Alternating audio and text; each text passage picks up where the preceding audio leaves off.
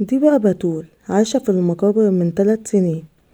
كان شكلها مخيف جدا وهي قاعدة وماسكة رغيف عيش بتاكل فيه بطريقة مقززة وساندة على قبر من القبور. وقفت ابصلها برهبة شديدة، وبعدها كملت طريقي انا وعمتي ورحنا عند قبر ابويا. قرأنا الفاتحة ورجعنا بسرعة، واثناء رجوعنا برضو شفنا بتول. وقتها رفعت راسها وبصتلي وتهز قلبي من مكانه. اياك تنزلي البحر بالليل، ولا تمشي في الاراضي الزراعية او المقابر بالليل.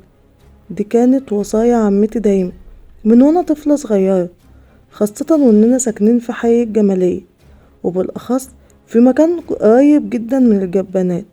وانا كنت دكتورة في الشقاوة، وكانوا اوقات كتير بيجيبوني بلعب من عند المقابر بالليل، لحد ما عمتي في النهاية قعدت معايا وفهمتني. يومها قالت لي: ربنا يا بنتي خلق لكل حد وقته اللي يخرج فيه عشان يقدر يعيش، والليل ده وقتهم، وهم مش هيكونوا مبسوطين خالص لو انت رحت المكان بتاعهم في اوقاتهم هم. ده معناه تحدي احنا مش قده، او اعلان للحرب تجاه كائنات تانية. ومع استمرار شقاوته وفي ليلة شفت البهيمة دي بالليل قدام المقابر. كانت شبه البقرة الضخمة واقفة وسط الضلمة وبتبصلي بعيون كلها دم. وقتها رغم صغر سني عرفت انه تحذير منها عشان ما اجيش هنا تاني. وفعلا من يومها بطلت اروح المقابر غير للضرورة القصوى، وكمان في ضوء النهار وبس. والنهارده بس وبعد ما كبرت رحت ازور ابويا انا وعمتي، ولمحت بتول اللي بصتلي بصة جمدت الدم في عروقي. كانت شبه المجاذيب بشعرها المنكوش ووشها الاسود وعينها التايهة، وكانت لابسة عباية قذرة جدا وقاعدة بتتهز قدام القبر زي الدراويش. حتى لما رحت شفت بتول في حلم مخيف جدا، ووقتها بس لقيت الشغف بيتولد جوايا من تاني، وبقيت اموت واعرف ايه قصة بتول دي وليه هي عايشة في المقابر من 3 سنين. وعرفت وقتها من عمتي اللي خلاني اتأكد ان اللي بيلعب بالنار لازم يتحرق. بتول كان فرحه النهاردة، وده كان بالنسبة لي أسوأ خبر ممكن أعرفه في حياتي. كان ابن عمي، وكنت عايشة وأملي في الحياة كلها إنه يتجوزني، بس هو للأسف راح خطب واحدة تانية. واتقهرت يومها قهر السنين. فضلت مستنية على أمل إنه يفسخ خطوبته، بس هو خلاص حدد ميعاد الفرح. ووقعت في نوبة مرض كبيرة قوي. مين قال إن الحب كلام فارغ؟ فما بالك بالعشق. ومرض بمرض العشق الإنسان هيتجوز بعد ساعات بس. ورغم مرضي اتلون قلبي كله باللون الأسود، وبقيت مولعة بنار الحقد والغيرة تجاه خطيبته. وجيت قبل الفرح بليلتين ورحت الشيخ في الجبانات، ولو شاءت الدقة هو ساحر.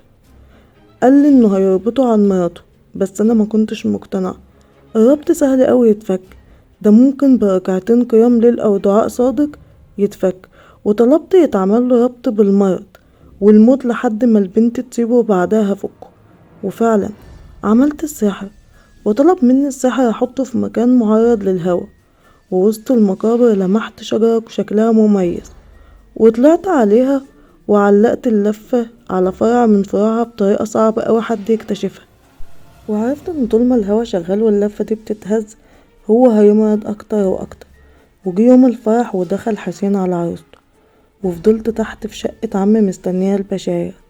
وفعلا مفيش ربع ساعة وخرجت مراته تستغيث حماتها اللي طلعت وهي مرعوبة مع عمي للشقة عشان يشوفوا حسين جسمه متقوس على نفسه بطريقة تكسر الظهر، ومرمى على السرير زي العجوز اللي عنده 90 سنة. جريوا وجابوا الشيوخ اللي قرأ عليه بس مقدرش يعالجه. ومرض حسين بمرض عجيب، وعرفنا انه اول ما طلع شقته وشاف جسم مراته مسكته حالة صرع وصلته للحالة دي. ووصل بيه الحال ان مراته بقت ممنوع يظهر منها او يتكشف من جسمها شبر، لانه كان بيتعب جدا لما بيشوفها.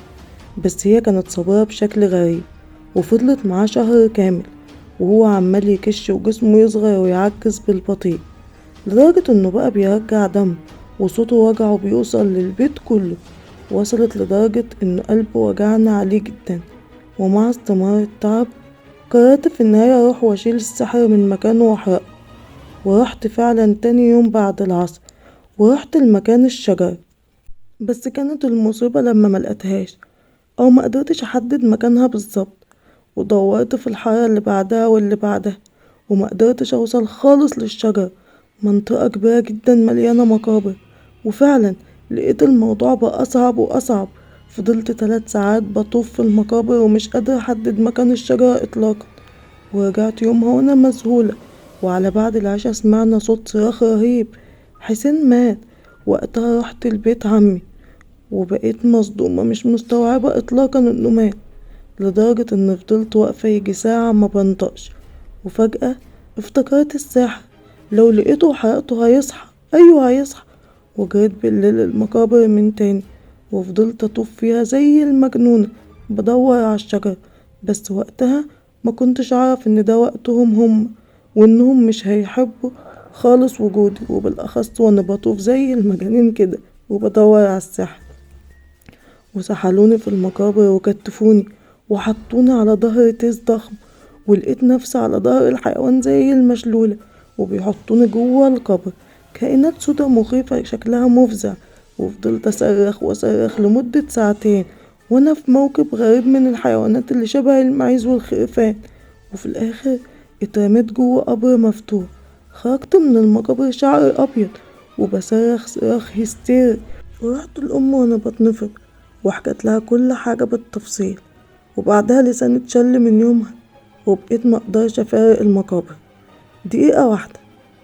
أول سنة كانوا بيجيبوني كل ليلة من المقابر، وكنت ببقى في مظهر بشع جدا، بس أمي مرضت وقبل موتها حكت لعمي كل حاجة.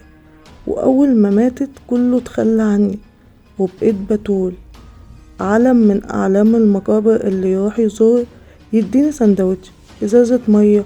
غير كده فأنا عايشة جوه المقابر ومقدرش أخرج منها تاني خلاص.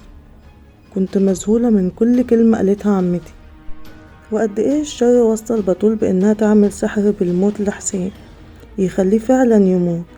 يمكن السحر كان سبب وده قدره في النهاية، والضرب يوقع بأمر الله، بس هي مشيت في طريق الشيطان وكان لازم ينتهي بها الحل كده. بس المرعب ان صحيت ليلتها بالليل ولقيت نفسي رايحة ناحية المقابر. احساس وشغف زمان رجعلي من تاني. كنت عايزة اشوف بتول دي، وكأن بيني وبينها رابط غريب او يمكن رسالة هتوصلني من خلالها. وفعلا نزلت بالليل ودخلت قلب المقابر اللي حافظاها شبر شبر من صغري، وبتول كانت في اول حارة دايما.